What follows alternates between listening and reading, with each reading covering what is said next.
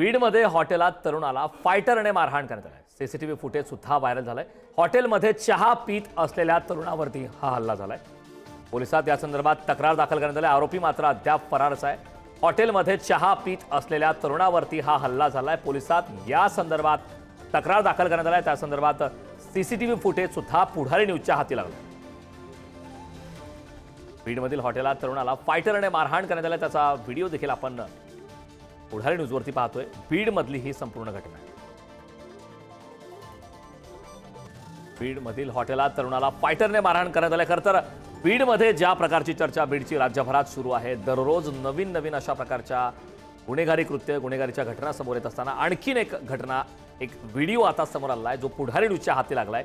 बीडमध्ये हॉटेलात तरुणाला फायटरने मारहाण करण्यात आलेली आहे। हॉटेलमधली दृश्य आहेत। चहा पीत असताना त्या तरुणाला फायटरने मारहाण करण्यात आलेली आहे। मात्र अद्याप सुद्धा आरोपी त्या ठिकाणी फरार असल्याचं कळतंय।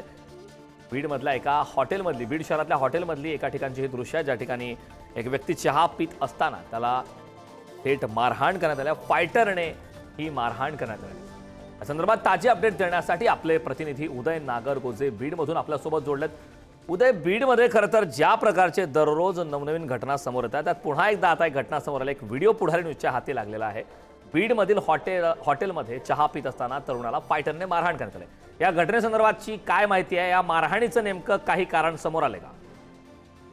नक्कीच करण, अतिशय किरकोळ कारणावरून हा प्रकार घडलेला आहे।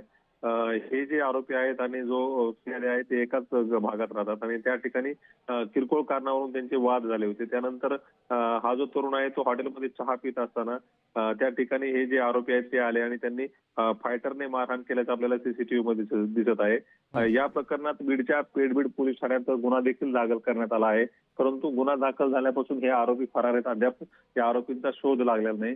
गंभीर बाब म्हणजे गेल्या काही दिवसापासून बीड जिल्ह्यात अशा प्रकारच्या घटना सातत्याने घडत असून यावर अंकुश निर्माण करण्यात मात्र पोलीस यंत्रणेला यश आलेलं नाही। तसेच यामागचे जे आरोपी आहेत ते अनेकदा फरार होतात आणि लवकर मिळून देखील येत नाहीत। त्यामुळे अशा प्रकारच्या घटनांकडे विशेष लक्ष देण्याची आता मागणी केली जाते। नक्कीच उदय, खूप खूप धन्यवाद या सविस्तर अशा माहितीबद्दल। बीडमधील हॉटेलात तरुणाला मारहाण करण्यात आली।